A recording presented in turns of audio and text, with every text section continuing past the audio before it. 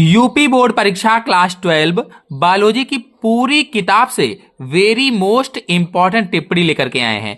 कुल 40 टिप्पणी हैं, जिनमें से हम आपको बताएंगे कि केवल 17 टिप्पणी आप तैयार कर लीजिए पूरी किताब से, और उन्हें 17 में से फंस जाएगा।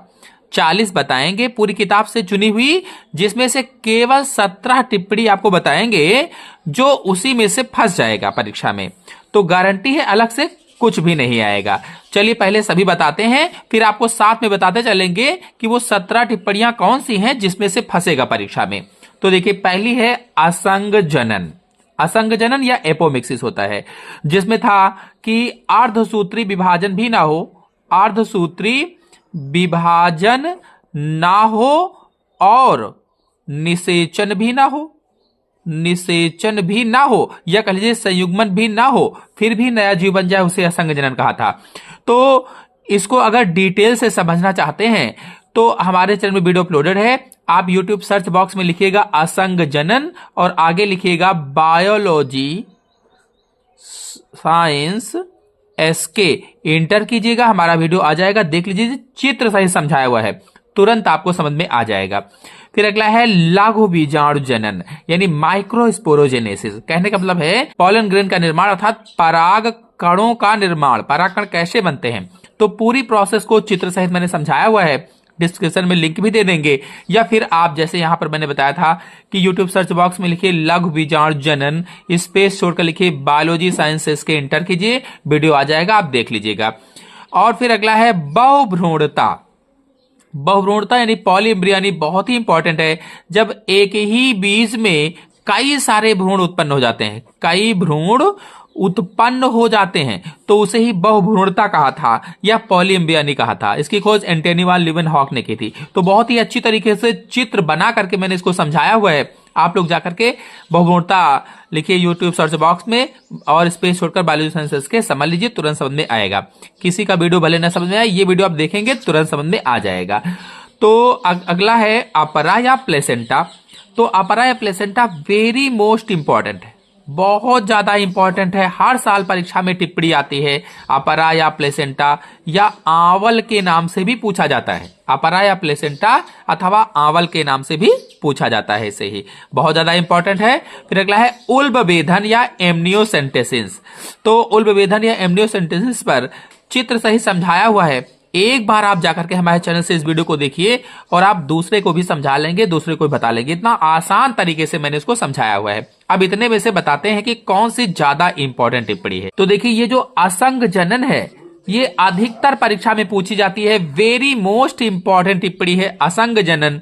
और इसके बाद ये जो बहुभ्रूणता है बहुत ही ज्यादा इंपॉर्टेंट है, बहुभ्रूणता भी अक्सर करके पूछी जाती है।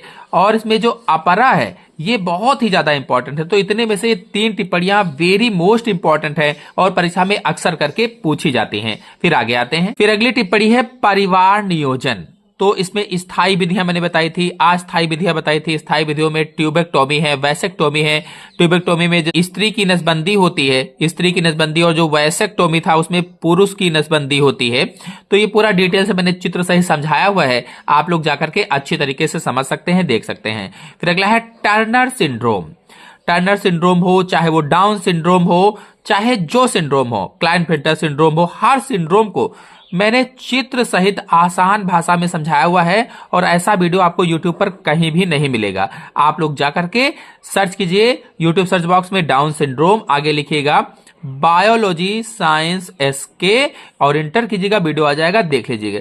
और एक वीडियो ऐसा बनाया जिसमें सभी सिंड्रोम को मैंने इंक्लूड किया है, जो 8 से 10 सिंड्रोम है उन सबको समझाया है। उस वीडियो को आप देख लीजिए और उसी में से फंस जाएगा। फिलहाल यहां पर down syndrome very most important है और अक्सर करके परीक्षा में पूछा जाता है। फिर अगला है बहुजीनी वंशागति। तो इस पर भी मैंने वीडियो अपलोड किया है, बहुत ही अच्छी तरीके से समझाया है। अब आपको बता दें कि इसमें देखिए जो टर्नर सिंड्रोम है ये थोड़ा सा इंपॉर्टेंट है, लेकिन डाउन सिंड्रोम इसकी अपेक्षा बहुत ही ज्यादा इंपॉर्टेंट है। टर्नर सिंड्रोम भी कभी कभी पूछा जा सकता है। फिर अगले पर आते हैं। फिर अगला है सह प्रभाविता और अपूर्ण प्रभाविता। सह प्रभाविता यानी दोनों जो लक्षण थे साथ साथ प्रकट हो, अपूर्ण प्रभाविता यानी दोनों के बीच का कोई। तो चित्र सहित बहुत ही आसान भाषा में मैंने इसमें मवेशी पर समझाया हुआ है, इसमें गुलाबांस के पुष्प पर समझाया हुआ है। आप लोग जाइए, अच्छी तरीके से समझिए, देखिए। लिखिएगा सह प्रभाविता, स्पेस छोड़ेगा बायोलॉजी साइंसेस के, लिखिएगा अपूर्ण प्रभाविता, स्पेस छोड़ेगा बायोलॉजी साइंसेस के, वीडियो आ जाएगा, आप देख लीजिएगा, या फिर लिंक भी डिस्क्रिप्शन में दे देंगे। फिर अगला है हाशियाकार रुधिराणु एनीमिया, यानी कि सिकल सेल एनीमिया है, सिकल सेल एनीमिया है। इस पर हमारे चैनल वीडियो अपलोडेड है और बहुत ही अच्छी तरीके से समझाया हुआ है। फिर अगला है उत्परिवर्तनवाद या म्यूटेशन थ्योरी। फिर अगला है हार्डी वीनबर्ग का नियम, और फिर अगला है ड्रग्स एंड एल्कोहल। अब इनमें से कौन से ज्यादा मोस्ट इंपॉर्टेंट है आपको बताते हैं। देखिए, इसमें जो सह प्रभाविता है और अपूर्ण प्रभाविता है, ये अक्सर करके परीक्षा में पूछी जाती है, बहुत ही ज्यादा इंपॉर्टेंट है, बहुत ज्यादा, तो इसको जरूर तैयार कर लीजिएगा। और इसके बाद में हार्डी वीनबर्ग नियम 2 सालों से आ रहा है, अक्सर करके पूछा जाता है। फिर अगला है ड्रग्स और एल्कोहल, तो ड्रग्स और एल्कोहल पर अक्सर करके क्वेश्चन आ जाते हैं, इसको जरूर तैयार कीजिएगा, ड्रग्स और एल्कोहल वाला। फिर आगे आते हैं, देखिए अगला है टीकाकरण यानी वैक्सीनेशन। फिर अगला है इंटरफेरॉन और एड्स। टीकाकरण पर भी हमारे चैनल वीडियो अपलोडेड है, इंटरफेरॉन पर भी अपलोडेड है, जो बहुत ही अच्छी तरीके से समझाया था कि जहां पर ये कोशिकाएं थी वायरस से संक्रमित, उनके चारों ओर एक विशेष प्रोटीन का स्राव होता है, उसी प्रोटीन को क्या कहा था, इंटरफेरॉन कहा था। और फिर अगला है एड्स, फुल वीडियो हमारे चैनल में अपलोडेड है, अलग अलग भी अपलोडेड है, पूरा काजेज और उसका निराकरण क्या है सब कुछ समझाया हुआ है, आप लोग जाइए, समझिए, समझ में आ जाएगा। फिर अगली टिप्पणी है आणविक कैंची। बहुत ही आसान तरीके से एक बैक्टीरिया की कोशिका का चित्र बनाकर मैंने उसको समझाया हुआ है, रिस्ट्रिक्शन एंडोन्यूक्लियेज एंजाइम को। तो चाहे आणविक कैंची कहा जाए, चाहे रिस्ट्रिक्शन एंडोन्यूक्लियेज एंजाइम कहा जाए। आणविक कैंची इसलिए क्योंकि ये अणु को काटती है, डीएनए अणु को काटती है, इसलिए आणविक कैंची कहा जाता है रिस्ट्रिक्शन एंडोन्यूक्लियेज एंजाइम को। तो इस पर हमारे चैनल में वीडियो अपलोडेड है, हमारे चैनल में वीडियो अपलोडेड है, आप लोग जाकर के अच्छी तरीके से समझ सकते हैं, देख सकते हैं।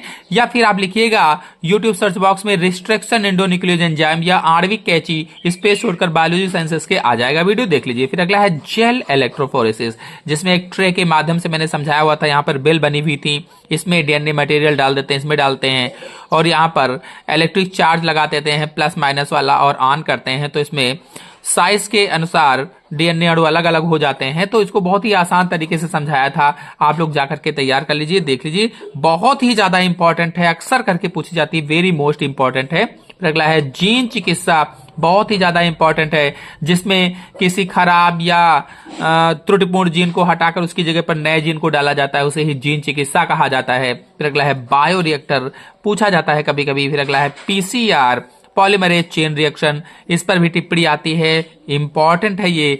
फिर अगला है बायोपायरेसी, कई बार परीक्षा में पूछी गई है, जिसमें 2 देश थे तो किसी एक देश के द्वारा दूसरे देश के प्राकृतिक संसाधनों का चोरी कर लेना, बिना उसको बताए उसके प्राकृतिक संसाधनों का यूज कर लेना, बायोपायरेसी कहलाती थी। अब आपको बताते हैं कि इसमें से कौन ज्यादा मोस्ट इंपॉर्टेंट है। अब देखिए, इसमें से जो जीन चिकित्सा, जेल इलेक्ट्रोफोरेसिस भी पूछी जाती है, जीन चिकित्सा वेरी मोस्ट इंपॉर्टेंट है, पीसीआर वेरी मोस्ट इंपॉर्टेंट है। फिर देखिए अगला है बीटी फसलें, जिसमें बैसिलस thuringiensis जो जीवाणु था उसके माध्यम से जो फसलें बनाई गई वो बीटी फसलें कहलाती हैं। अब ये पूरा क्या है, इसके बारे में जानने के लिए आप हमारे चैनल से बीटी फसलों वाला वीडियो देखिए, बैसिलस thuringiensis वाला वीडियो देखिए, जाकर के समझ में आ जाएगा। फिर अगला है जीएमओ यानी जेनेटिकली मॉडिफाइड ऑर्गेनिज्म, इसका मतलब ये है कि ट्रांसजेनिक जो जंतु थे उनके बारे में डिटेल से बताना है।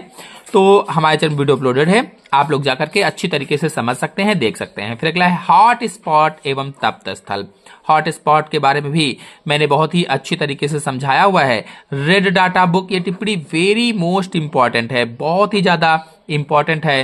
फिर अगला है जीन पिन में। अब देखिए, इसमें से जो टिप्पणियां इंपॉर्टेंट हैं वो एक तो बीटी फसलें बहुत ही ज्यादा इंपॉर्टेंट है, वेरी मोस्ट इंपॉर्टेंट है, इसमें हॉट स्पॉट कई बार परीक्षा में पूछा जाता है, रेड डाटा बुक भी इंपॉर्टेंट। फिर अगला है अनुवांशिक कूट किसे कहते हैं, यानी जेनेटिक कोड, तो ये लॉन्ग क्वेश्चन में भी आ जाता है, 4 नंबर के 3 नंबर के क्वेश्चन में भी आ जाता है, तो ये टिप्पणी में भी इंपॉर्टेंट है, 3 नंबर के क्वेश्चन में भी इंपॉर्टेंट है, लॉन्ग क्वेश्चन में, तो ये वेरी मोस्ट इंपॉर्टेंट है, इसको जरूर तैयार कीजिए, अनुवांशिक कूट या जेनेटिक कोड। फिर अगला है पैलिंड्रोम, बहुत ही अच्छी तरीके से इसको मैंने समझाया हुआ था। फिर नेक्स्ट है चिपको आंदोलन, कभी कभी पूछा जा सकता है। सहोपकारिता वेरी मोस्ट इंपॉर्टेंट है, जरूर आएगा।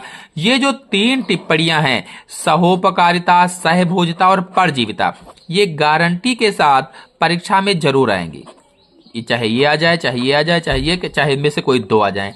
तो ये टिप्पणियां जरूर आएंगी, बहुत ही ज्यादा इंपॉर्टेंट है।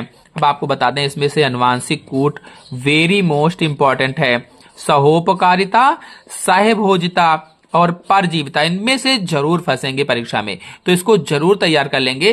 फिर अगली टिप्पणी पर आते हैं। फिर देखिए अगला है कोइसर वेट्स और फिर अनुवांशिक अपवाह। अनुवांशिक जो अपवाह है वेरी मोस्ट इंपॉर्टेंट है, और इसको चित्रों के माध्यम से ऐसा किसी ने भी यूट्यूब पर नहीं समझाया होगा। आप एक बार जाइए, इसको देखिए, वीडियो को, लिखिएगा अनुवांशिक अपवाह या जेनेटिक ड्रिफ्ट, और स्पेस छोड़कर बायोलॉजी साइंसेस के इंटर कीजिए, देखिए समझ में आ जाएगा तुरंत। फिर अगला है बसंतीकरण, कभी कभी आ जाता है। फिर मारुक्रमक, सुस्तारंभी अनुक्रमण, खाद्य श्रृंखला, चिकित्सीय सगर्भता समापन।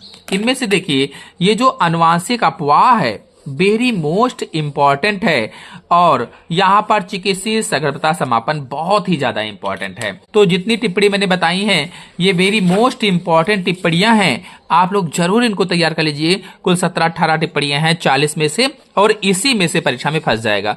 तो आशा है आपको वीडियो पसंद आया होगा। पसंद आया हो तो लाइक कीजिए, अपने सभी दोस्तों में शेयर कर दीजिए। चैनल पर पहली बार आए, चैनल को सब्सक्राइब कर लीजिए। धन्यवाद।